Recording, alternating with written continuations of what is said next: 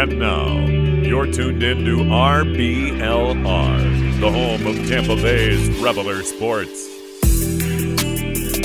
Welcome in to RBLR Bandits here at RBLR Sports. My name is Yurika Wheeler, and although the Bandits did not play this week, we had a wonderful championship game to talk about, and to talk about all that with me is a champion in all of our hearts and number one in our programs. Of course, that is the one and only Zack Blaine. What's good, my guy? Hey, brother. How's it going, my man? Always good, dude. Hey, exactly. Just ready to I'm going to apologize to the fans in advance. We are a little bit late on getting this out, and I take full responsibility for that. I was a little under the weather on Sunday, so couldn't get it taken care of, but we're going to make it good for you guys. Is that what you kids are calling it nowadays? Well, sir, Mr. Blaine, you and I both had the Birmingham Stallions winning. You had them in a blowout fashion, 30-10. We're not going to talk about it. I said it was going to be a little closer than that. The final score was very close, 33-30 for your, do you call them the first ever champions? Is this technically a new league? Or are they the third? Are they the third ever USFL champ? I don't know, but yeah, I mean, technically, I think it'd be first ever with an asterisk. Got it. So for the first time, the United States Football League has crowned a champion, and that is the Birmingham Stallions. We were both correct that Birmingham would take the hardware home, but Zach, a really, really fun game, a fitting end to the first season of this incarnation of the USFL. Yeah, it was. Going into the first half, going into halftime, I should say, I was like, oh, if he wouldn't have missed that field goal or that extra point, my prediction was on. I was all excited. I was like, it's going to happen. I'm finally going to get one right. And Philadelphia just did not back down. It was an amazing game. No, well, what was great, too, is that this was definitely a game, like the first game ever in the USFL got a lot of attention. There was a lot of promotion around it. It was a primetime game, national television, all the bells and whistles, and this seemed like the only other game that felt like that. This felt like there were tons of fans in the stands. There was a lot of hype behind it. I mean, every news organization had some kind of thing about it. I mean, it was a lot of hype, a lot of and it lived up to it. This did not look like sloppy or quote unquote inferior football. Yeah, exactly. It had the pomp and circumstance and all the and good football. I mean, there was a lot that happened, but I wouldn't say like if it was a bunch of drops and penalties and dumb things. There was a lot of scoring, but there was a lot of defense too. There were 63 points scored, but I would tell you that it wasn't like a shootout. And you're not wrong, and I'm glad that you touched on like the fact that this was the only other game that I can remember anyway, where I would watch something on TV that wouldn't be on Sports Center or anything, and would see something about it. So I'm glad that you touched on that because I think that the fact that they were actually like promoting it made it even that much better. And the fact that it happened to be, in my opinion, the best game all season just kind of helped that and made me feel a little bit more comfortable about us coming back for a second season and getting to do this again. Yeah, and this is a topic that we haven't talked about this off air, but I'm thinking we might want to do. I know we're going to do one more show talking to kind of wrapping up the Bandits season, like a nice little award show that we will present awards to our Bandits for this year. But it's probably going to be a long conversation about kind of this USFL season, what went right, what went wrong, and we can touch on a lot of things about like the marketing of the teams and the presentation on the screen, but just wrap this around, like the football definitely wasn't inferior. It was good football all year. Yeah, really good football. So I'll just forget that Kirby Wilson exists. But other than that, it was just amazing football. And this game was definitely a good way of ending it. And the drama, it was the story, the compelling comeback. So Birmingham is up 20-9 at halftime, right? But a whirlwind 21-point second half from Philadelphia made this very, very interesting. So I'm going to cut right to kind of the ending of the game here. Birmingham, they're in control for the majority of this game. They lose their quarterback, Jamar Smith, and it kind of causes them to lose momentum in the fourth. Then we see a final 3 minutes of action that saw 20 points scored in 3 minutes. Philadelphia actually takes the lead. They've been clawing back down 20-9 at halftime. They come back and take the lead 23-20 in the fourth quarter with a touchdown and a 2-point conversion. And then Birmingham, down a quarterback, their backup quarterback comes in and throws an interception. But here comes more drama. Philadelphia's quarterback now gets hurt and carted off the field, and now you have both teams with backup quarterbacks. And it was that was the linchpin. Was once Cookus went down, it kind of was all she wrote for Philadelphia. Their backup quarterback comes in, immediately throws a 40-yard pick six to Scooby Wright. He gets to get his moment in the sun. He gets to do his shark dog or whatever it is, and people are going crazy. There's a dude with a chain in the stands. It was the cool gimmicky pro wrestling part of it, but he was a character, and they got to have that on television. We'll have those images forever and ever and ever. But that pick six makes the game 33-23, and Philadelphia ended up scoring a quick touchdown after that, but weren't able to complete the comeback. So all of that said, I've been going on and on. How do you even synthesize the second half of this football game? Yeah, the second half was just pure like anarchy. It was insane. I was not as when Cookus went out, I kind of felt like the Philadelphia balloon was just deflated. Yeah. But I also want to give KJ Costello credit because he really did. Granted, he had 2 picks. The first one was a pick six of Scooby Wright. The second pick, I'm not really counting. It was the end of the game. He's just trying to throw the ball deep. I get it. I understand. But he had a fantastic touchdown to I believe his name is pronounced Rowland or Roland, where he just takes on pressure, gets hit, knows it's coming, and just drops it right off to Rowland. So I want to give him a little more credit than just, he played like, I don't think he played like garbage. I think that, it was really his first game in. Whereas when Baltimore goes down, Birmingham, when Smith goes down, we've seen their backup quarterback play. In fact, he was supposed to be the starter until Smith kind of showed out. So it felt like they were much more confident at the end of the game with him as opposed to Philadelphia with Costello. Yeah, I think that's a good point on Costello. He comes in a huge moment, and it'd be a completely different story if he actually fought. Well, what's crazy is he throws that touchdown. A play or two before that, they had basically a touchdown that the receiver just couldn't bring in. Yeah. That would have also been a highlight reel touchdown. So he was threading needles out there, but if he could have completed the comeback, man, we would be talking about Costello comes in, lights it up. Oh my God, storybook ending. But that's the truth of this game, is that there were so many good moments, but there were also great opportunities that just the defense it took them away from the offenses. Yeah. So it was that's what I loved about it. That's the first big thing that I wanted to talk about, is like there were video game numbers on both sides of the ball for everyone. I mean, Birmingham, almost 200 yards rushing, over 200 yards passing. And then on defense, 4 sacks, 3 tackles for loss, 8 passes deflected, and 2 interceptions.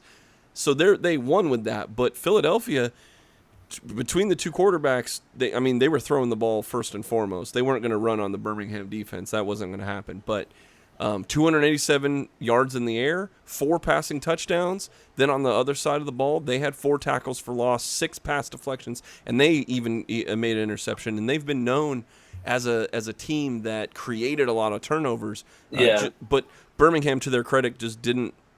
They didn't allow that to happen, and there wasn't a ton of. And the interception was actually kind of a late. It was a late game. It was exactly. one of those little moments that, like, could this change it? Could have changed the game. Could this flip the momentum? So that's, I mean that credit to Philadelphia that, like, they had one interception, but it was in the biggest moments of the game. Yeah, it was when you needed it the most, essentially. Yeah, well, just all around, like, whether these guys are playing for their teammates or playing for their own game film or trying to get whatever, their own personal glory or whatever, man. Kudos to both these teams, man, for just putting it on the line and again, like I said, video game numbers on both sides of the ball for every team. Yeah, I mean, you're spot on. A guy that really stood out for me, I'm going to go right into Jordan Sewell. Okay. He's someone that he led the Stars offense during the regular season, but then in the playoff game, he had 1 catch. But he comes out and has 5 catches for 66 yards, 2 touchdowns. Really, it was 3 because he also caught a beautiful 2-point conversion. He just played so good, and it's someone that, being a Tampa Bay fan and a host on a Tampa Bay podcast, I didn't pay very much attention to during the regular season. So to see him come out, and this is on the losing team, obviously, so I have more stuff to say about the winning team, but he is someone that stuck out so much to me on that Philadelphia team. Yeah, it was great to see a guy like that. I mean, I think he, if not Case Cookus, he would have been a guy that would have been in the running for MVP. Yeah. If the Stars would have won. Yeah. But, I mean, here's a guy, I believe he's Canadian, too. Yeah, he might be. I believe he's Canadian, so you get a guy coming from a different country who knows what the, coming up through high school ranks, and he might have just fell through the cracks, but here he is on national television catching 5 targets, 5 receptions, 2 touchdowns. Let's go. Nothing to feel bad about that performance. I mean, otherwise, man, I'd say the first guy I'll bring up too is actually Case Cookus. I mean, let's talk about, if we're talking about Philadelphia Stars guys. Yeah, you have to. I think Case Cookus showed up for the big moment, man. He didn't look rattled or overwhelmed. He even got a literal helmet-to-helmet hit. He's like bounced right up. Hey, man, I'm good. We could talk about the problem with concussions and things like that, but he was fine, and it wasn't until he actually got sacked and he hurt his knee that he was taking. But he came into this game with an aggravated back injury that got flared up. He took a huge hit in the second quarter that aggravates the back injury. He took the helmet to helmet when he was sliding to get yards, and he gave up his body and still got hit helmet to helmet. And they laughed that off, and then he takes the sack. So I mean, a true warrior-like performance. And just his stats, that were 17 of 29. Oh, yeah, okay, like the completion rates. But then again, they weren't running the ball at all. Exactly. This was a high, like, you're gonna. Unfortunately, look, with trust us, we know with Jordan Ta'amu, if you throw the ball 40 times, guess what? You're not going to have a very high completion percentage outside of a blowout victory. But he had 222 yards. No interceptions, and 3 touchdowns, 117.3 QBR, and he threw the ball 29 times. And he would have thrown it another 10 more times if he was still in the game, probably more, because they kind of, when Costello had to come in, they did run the ball a little bit more, and it unfortunately made them a little more one-dimensional. But, again, about Case Cookus, I thought he looked poised. I thought he looked great. For what the moment asked him to do. I don't think he's a, starting level NFL quarterback or anything like that. But in this moment, for this time, he showed up. How'd you feel about Case Cookus? Yeah, I think Cookus is a dog. Like, I think he is a beast. So much respect for him in this game. Another guy that, truthfully, I didn't follow very much this season up until the playoffs, kind of once Tampa got eliminated. I don't agree with you. I think that he's not a necessarily starter in the NFL. But again, I think that just this game alone, he deserves a shot just out of the character of the type of player he is. How he's not afraid to take a hit. He's not afraid to play a little hurt to get his team a win. Yeah, I mean, look, I hope that this injury isn't that bad. I really hope that it's. I haven't looked at any injury reports to see like if he like blew his knee out or something. I am not quite sure, but this is a guy who's been bouncing around with the Giants and the Broncos and the Vikings and the Raiders, even up in the CFL for a little bit, but not actually playing. And this was his moment. He wasn't, if I remember right, he wasn't the starter from day one in Philadelphia. I could be wrong about that, but I believe that this was his shot, man, and he proved it. He wasn't the first guy they drafted, and when he was pressed into duty, he did his job. When he needed to get them to the championship game with a bad back, he got him there. So I hope that this leg injury isn't bad and he does get a shot, because it's this what this league is about. Guys kind of bouncing around, and he was on the fringe, and I think that he's proven that he's either going to be a superstar next year in the USFL or he's going to get a shot at the big leagues. So. Yeah, I mean, fingers crossed, honestly. Well, I hear your dog barking in the background. Who was another dog for you in this game? Who's another guy you want to? Another dog for me. So remember I told you I'm jumping over to Birmingham now. Yeah. Last week we talked about, at least I did. I talked about how Birmingham was going to be able to run the ball on this defense, and Bo Scarborough comes out and runs all over them. 13 rushes, 135 yards, 1 touchdown. Should have been 2 if he was a little bit quicker, but I think that he looked like a man amongst boys, honestly. Yeah. I mean, you saw it immediately, too. First quarter, 36-yard touchdown. Immediately made his presence felt, and you look, he had a 70-yard run in this game. and you could still even just take that you could take that out of his statistics and you would still be like, no, he kicked ass. Exactly.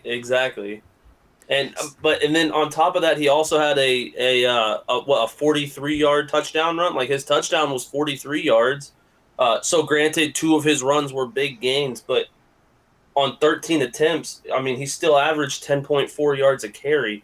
Again, 2 of those runs play a big part of that, but just to get those 2 runs, I don't care what you do the rest of the time. When you have a stat line of 135 yards, I mean, that's – if you break 2 long runs, it's not just a coincidence, you know?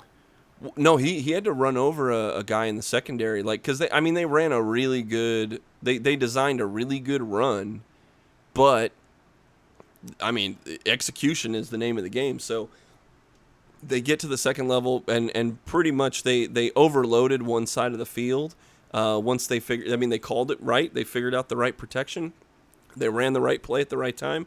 But then you still had a safety that had to bring down Bo Scarborough, but it didn't work out. And I mean, this is a dude that came into the USFL late in the season, but has immediately made his presence felt over the last few weeks, and came up big in this game. And it like, if it wasn't for Victor Bolden Jr., he might have been the MVP of the game, considering they had to kind of play carousel at the quarterback. But yeah, exactly.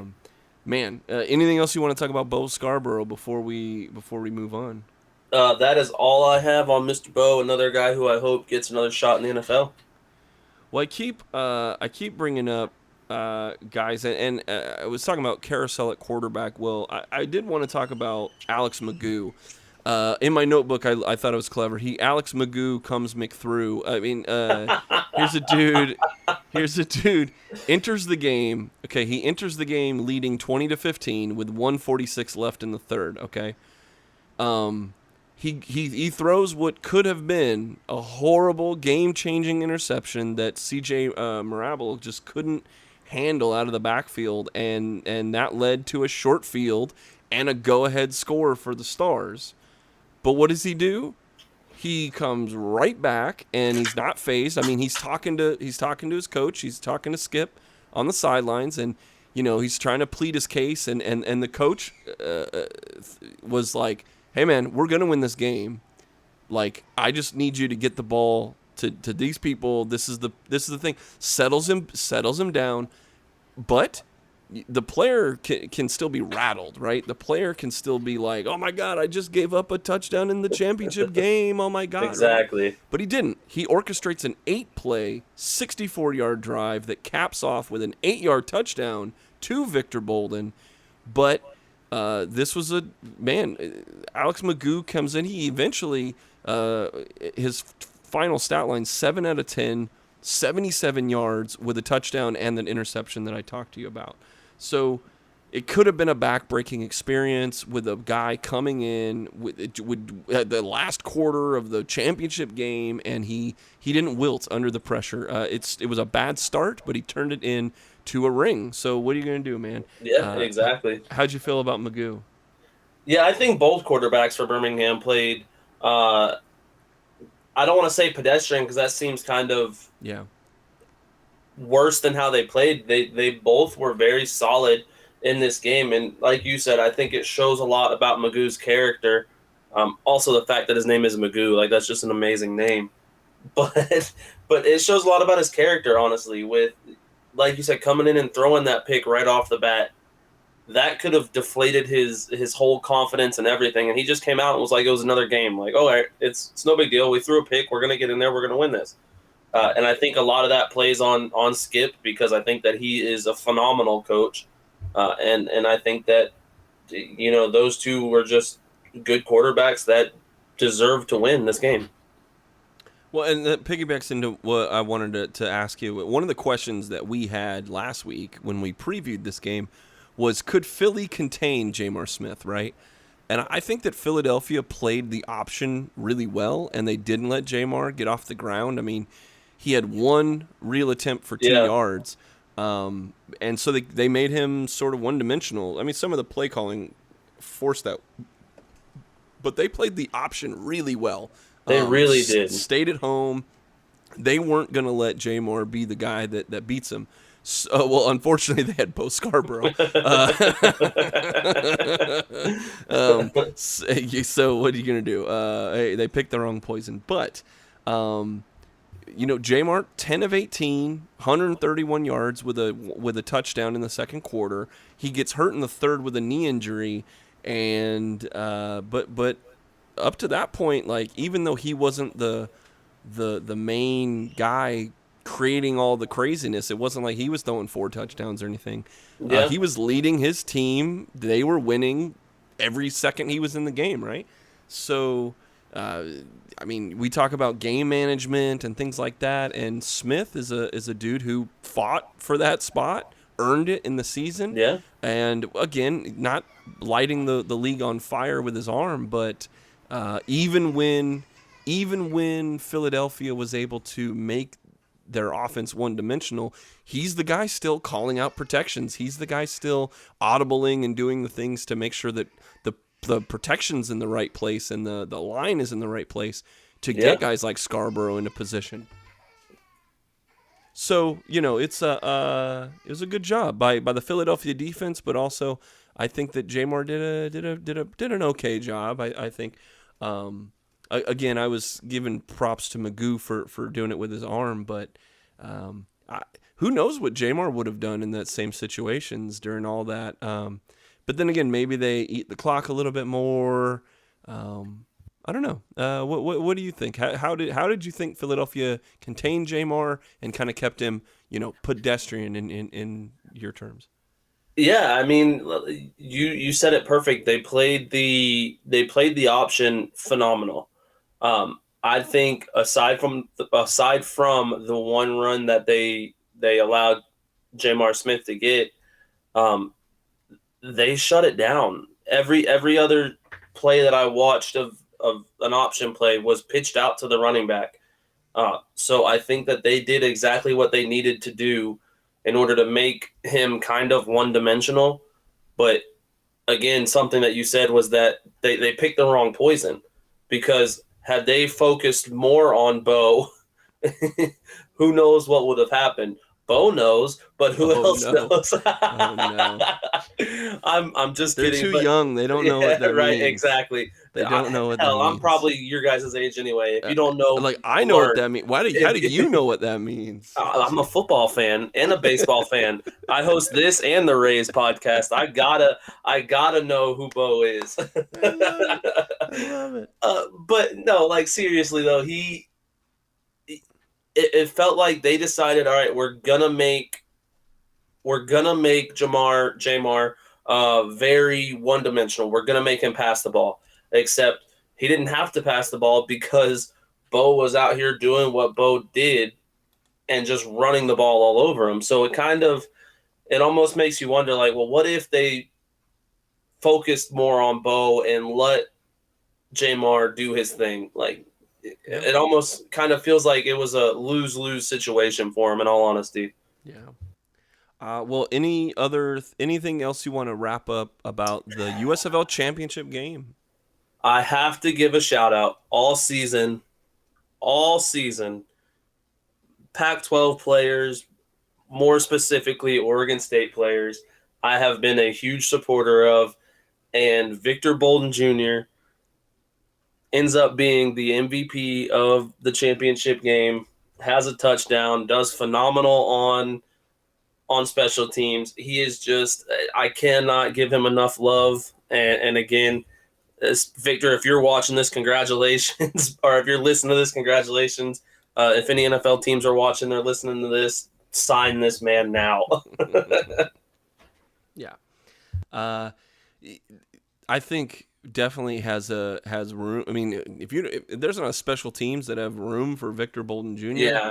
I don't know, man. You're one of your guys, one of your Beavers, dude. He got it done. I mean, here's a dude who doesn't stand much taller than I do. He might be shorter than you. I think so. I mean, well, so I've seen 5'8", 5'9", so we'll see what kind of shoes he's wearing and what kind of shoes I'm wearing when we stand back to back. But yeah, crazy. So he's had a little bit of time in the NFL. I mean, actually playing games and things like that. So we'll see. He might be a little. He's 27 years old, but he fills a role, a very specific role that you might just throw some cannon fodder, rookie out there that's cheaper. But Victor Bolden Jr. has proven that he can line up as a receiver. He can run some running plays, and if you give him open space in the red zone specifically, like, hey man, he doesn't have to be the tallest dude. If you get him the ball, he'll catch it. So yeah, exactly. He feels kind of a cheap man's Deebo Samuel. Like, sure. he can do it all. Nowhere near as good as Deebo Samuel, at least not yet. Maybe he's a late bloomer, but he fills that same utility role. Like, we talk about on the Rays podcast all the time how, like, there's utility players that can play anywhere on the field, and I really do think that that's what Victor Bolden does, but in football, which is kind of rare in all honesty. Yeah. Well, I hope that if he gets signed and makes it, maybe the Bucks pick him up, right? Maybe the Bucks bring him in, as a guy that can return some kicks. And I hope that when he shows up to camp, he's taken off the pads and he's showing off one of the amazing T-shirts that we have at shop.rblrsports.com. There's a link right in the description. And, I mean, we have tons of shirts that celebrate all of the teams around here, that celebrate the Rays, the Rowdies, the Lightning, the Bucks, the Bandits, right? That we have a couple Bandit shirts. And just just celebrating what it means to be a fan, and this, you get to look cool, you get to support us as a podcast, and we work really hard on these designs. So I'm always firing away ideas at these guys, and they come back with their notes. So I'm pretty proud of the work that we do here. So Agreed. all you got to do is click the little link in the description or go to shop.rblrsports.com. If you put in the promo code BANDITBALL, BANDITBALL, you're going to get 10% off your order. Whether you buy one shirt or a million shirts, you're going to get 10% off your entire order. Mr. Blaine, we have spent all this time and we have not talked about the Bandits, even though this is a Bandit podcast. Unfortunately, we had no Bandits. We didn't even have former Bandits in the damn game because, unfortunately, two of our former players didn't make it to there. So, I'm going to ask you. Let's talk about some Bandits that we believe have raised their stock this season. Let's talk about some good things that you guys. We just saw people raise their stock. Victor Bolden Jr., Case Cookus, right? Well, Bo Scarborough. These guys raised their stock in one night. Who do you think has raised their stock all season long? So I have a few, and that's what I was going to ask you. Do you want to go? You want to go one for one here? Yeah, do you want to do offense or defense first? I want to go defense first. That figures. I should have already. Yeah, go figure. I have two guys. I also have two on defense, so that defense. Works perfect. All right, who's your first guy? My first one is a guy that we spoke of multiple times after we lost the one and only Christian Sam, who is not on my list just because he's not a current. Well, he's on mine. Yeah, well, okay, so he is on yours. He's not a current Bandit anymore. He is now a Cowboy. Same. Yeah, boy. Same. So he went down. He went down in the USFL then. Yeah. If he's on the Cowboys. Yeah, exactly. You're right. Because we said they were right above Pittsburgh. Yep, exactly. But this guy is a guy who replaced him and did a very good job replacing him. But Anthony Butler. Ooh, yeah, buddy. Came in. He only had 5 games. Tied for the the team lead in tackles with 50. He had 3 tackles for losses, and he had 2 interceptions, which also led the team. And he only played half of the games. Yeah, man. What can you say? Look, not quite replacing, quote unquote, but definitely it was like we had a top 10 USFL tackler in the position, and then for whatever reason the Bandits decided to part ways with Christian Sam, and then they slotted in Butler, who then became his own a leading tackler on this team and in the league. So what can you say? And I think it's a good segue to go into Christian Sam, because I think both these guys are very similar in their play style, very similar in what they added to the Bandits, and very similar in, like, if Butler doesn't get signed somewhere, I don't know what they're doing. So my guy is Christian Sam, who is a Dallas Cowboy as of right now. As far as I know, he's the first USFL player to get a contract from playing in the USFL. Now he'll get a little shot again in the league, but Christian Sam, 57 total tackles, 36 of them solo, 8 tackles for loss, 1 interception. He forced a fumble, and he had pass deflections. What more do you want out of I use this term completely in a good way, a beast on the field, a man who just like dominated. He was good. He was okay in pass coverage, but that wasn't his strong suit. He could hunt out the run. He was always in your backfield. He was always in your quarterback's face. Yeah, buddy. Like, it was definitely our favorite player, I think, this season on defense. By far. And I had known nothing about this man before. You had hyped him up in our preview. I did. You knew from day one that, like, this guy has potential, and he did nothing but live up to the hype and far beyond any expectations. I think he rose to the occasion and he got it done. So congratulations to Mr. Sam. Unfortunately, he had to become a breaker, and now he's a Cowboy, though. So we don't have to worry about any of that stuff. He did what all the players, I hope, have the chance to do, and that is get back into the league, get back up there. And as much as I hate the Cowboys, I'll be rooting for him. I'll be rooting for him to make the 53 or at least jump to another team. So he's going to continue to get a little bit more shine, a little more limelight. Yeah, I mean, it couldn't have happened to a better player. Yeah. It's amazing on our end from getting to see him play and prove himself again.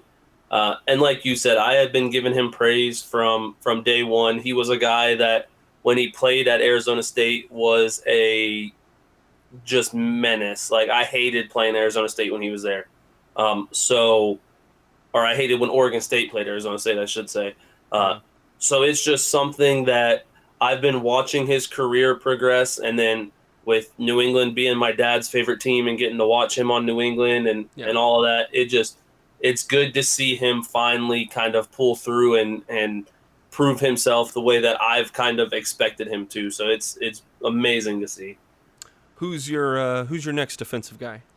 Next defensive guy for me, and I think it might be the same as you, is Mr. Travis Feeney. Absolutely, 100%. Yeah.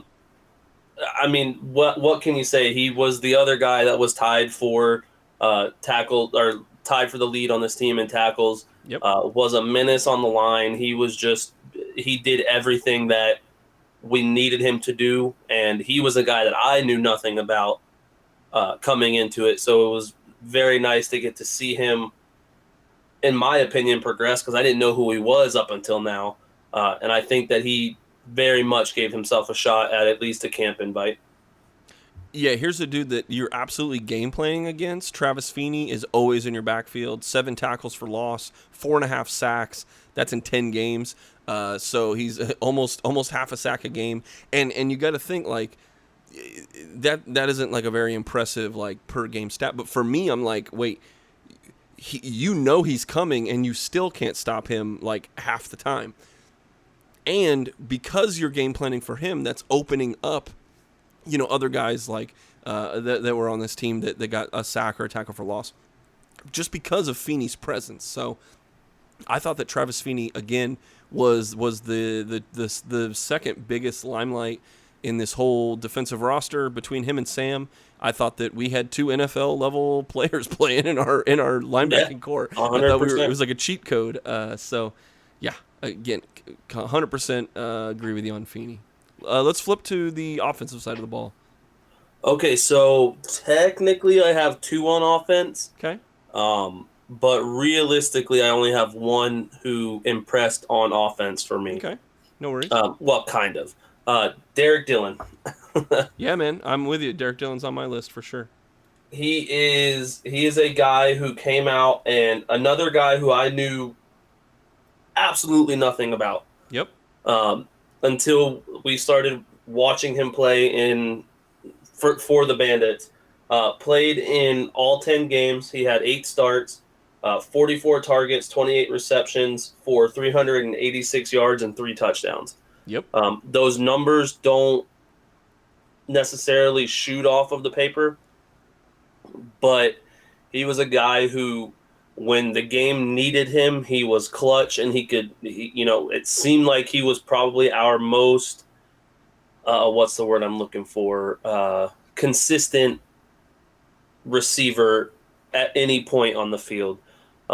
So it just felt like he proved himself to where he should at least get a shot on special teams, with the ability to run slot for a team in the NFL, in all honesty. Yeah, if we just look at his offensive numbers, 386 yards, yeah, great. But 257 of those were after the catch. Yeah. So it wasn't like he was the recipient of some long balls and just catching these just deep. No, he's getting the ball, and he's turning it into even more. So love that. But then you brought up his kick return ability. Yeah, 447 kick return yards, and he even broke out quite a few over 20. 30 was the longest that he had in the year. Yeah. So yeah, I mean he definitely, I think, has earned a spot on someone's camp roster to return kicks and or be the guy that'll pick up some yards when you need it. Yeah, I couldn't agree with you more. I think that's we're on the same page with this guy for sure, because he is someone who and I've said this a few times because a lot of these guys, like, we know them from the Bandits.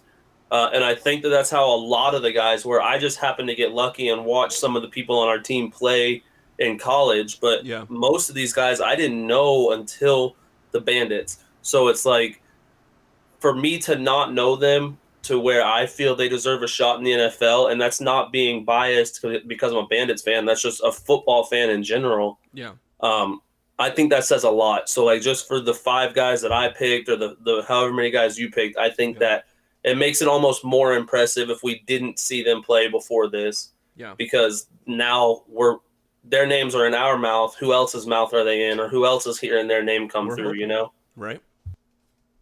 I'm pretty sure we both have. There's one other guy we'll talk about special teams, so we'll push that around the corner. Perfect. But I think we both probably have another receiving tight end on our list, and that's Cheyenne O'Grady. Yes, sir. This is a guy who had 32 catches off 45 targets, but as a tight end, like, sometimes those targets are being thrown at you under duress, especially this year with this line. And what Jordan Ta'amu was able to do. But 371 yards, I mean, he's just under Derek Dillon. Yeah. 371 yards, 173 of those are yards after the catch with 2 touchdowns. This is a guy who, he's big, he's a big red zone threat, but he can also catch in the seam. We thought there was going to be way more vertical passing, and I thought he was going to have that kind of Heath Miller, just tight ends picking up a little longer receptions, and he caught quite a few of those on third downs to convert and make lemonade out of lemons. So yeah, exactly. But Cheyenne O'Grady is a dude that I had absolutely. I mean, we were like, is he Native American? Is he Irish? I don't understand. Like, what is going on?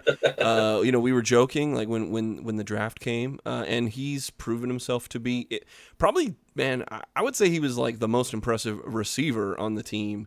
Yeah, 100% agree with you. Yeah. What would you add about Cheyenne O'Grady? Yeah, he was a guy, again, I've said it a few times, someone that I knew very little about, nothing about, until we did, in the first few episodes, we did our player reviews, and he was one of the guys that I got, and my first impression of him was, wow, he's an athlete.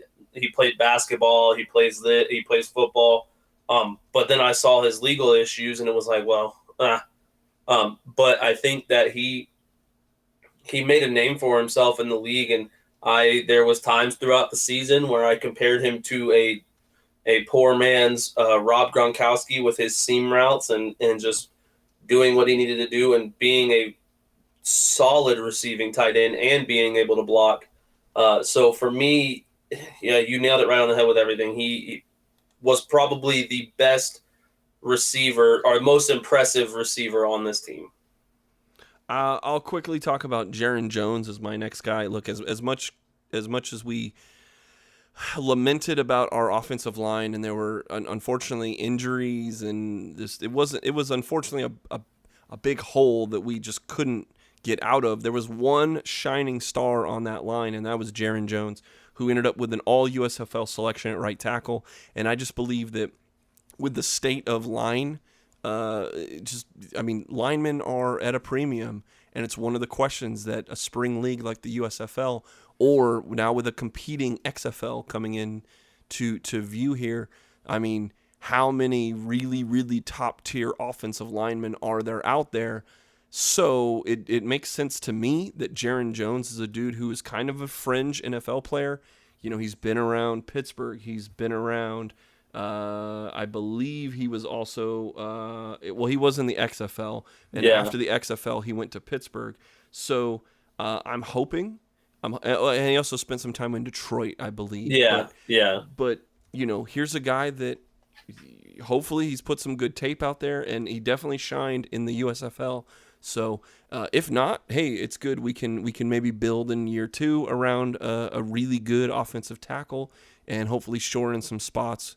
And just hope that injuries don't bite us again. But let's move on. I think we both. Do you have anyone else on offense before we get into another special team guy? The only other one I have is JF3. Who? Okay, we'll go right into it. Yeah, I Then. was gonna say because I think that we've kind of talked about it off air a little bit because I was Yeah. surprised you had JF3. Yep. I didn't expect you to look the same way that I did.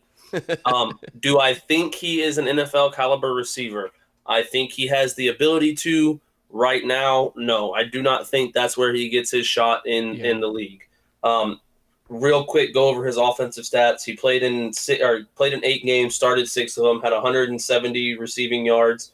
An impressive thing for me: 77 of those yards came after catch, That's exactly right. which is that's a pretty big chunk of your yards to come after catch. So that's the positivity that I see in him as an NFL receiver. But in my notes, I put JF3 due to special teams. Yep. He is another guy who returned the ball less than Derek Dillon did. Correct. And still, he had 9 kickoff returns for 222 yards with an average of 24.7 kick return yards. Yep. And his longest was 40 yards. So he is a little over 1 yard more than Derek Dillon in his returns. He Yep. didn't return as often, but when he did, it always felt like we had that chance. Oh, he could break this. He could break this. He could take it to the house. Yeah. So I think that I don't believe he ever did that in the NFL before. And I think that is something where another team where if you can tell me who the kickoff return man is for all 32 teams and tell me that every single one of them would be better than JF3 at kicking or returning kickoffs, I would be willing to probably pay you money for that. Yeah, I completely agree with you. I think that JF3 has at least earned a shot to be a kick returner. I mean, one of the 32 teams definitely could. He's probably an upgrade too, and he is still someone who's versatile. Like, I don't think he's an NFL level secondary member. I think you could run some plays and some packages to get him into open space as a wide receiver. If you could figure out a way to get him the ball on a screen, or you can figure out a way to get him the ball with really innovative routes or something like that. Okay, great, but just I don't think he's a top level wide receiver either. But he's not horrible at either of those things. So if you get a JF3, if he's willing to play whatever position you want him to, you can bring him in for special teams, and then if the injury bugs happen, he could be a good stopgap, without giving up an extra roster spot. Like, I definitely think that he's got a lot of tools in the toolbox that can help a football team, and he helped our football team. So I definitely think he was a net positive on the Bandits. I wish that maybe it would have shined a little bit more on offense, but look at his kick returning skills. It's just it's a no-brainer to me that he should be in somebody's camp. Yeah. Yeah, and I feel like another thing that I literally just thought about this as we were talking. You mentioned his ability to play defense. Yes, he clearly was not the best, and that's why he was kind of booted from the NFL. Yeah. But that also makes him a very valuable gunner on special teams. Yeah. You look on a punt, you got your 2 outside receivers that play that are your gunners. I mean, he can tackle. He's had to do it. He's played in the NFL as a defensive back, so he can tackle. Yeah. Maybe not the best, but neither can, let's say, Matthew Slater, who plays for New England. He's not the greatest tackler in the world, but he has made his whole career on special teams. So why couldn't a guy like JF3 kind of do that same thing?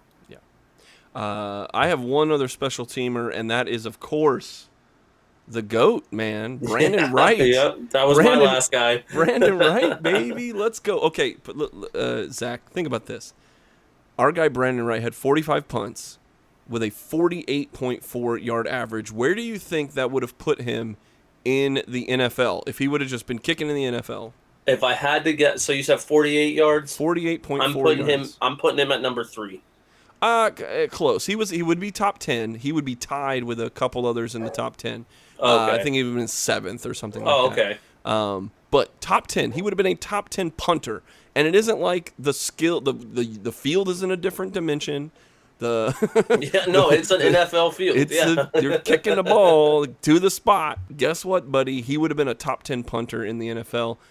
He had a 76-yard long punt. That was ridiculous. What do you think that would have been in the NFL this year? In the NFL this year, that would have probably been number one. Third longest, but yes, really? It's still up there in the top 3.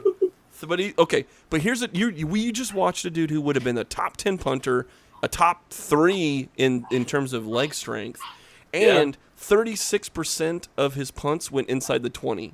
So he can boot the crap out of the ball, okay, and he can put it wherever you want it, and he does it consistently. Man, it would really suck to have him as a punter on your NFL team.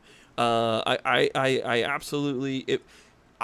I'm surprised Christian Sam was the first guy to get signed because Brandon Wright. I mean, I don't know how many people are. Look, the Bucs just drafted a damn guy in the 4th round, I believe. Yeah. Just to save a few $1 million, right? Yeah. You're telling me Brandon Wright couldn't come in and play for somebody? I mean, who knows? Maybe this rookie is the literal punt god, right? That's his nickname.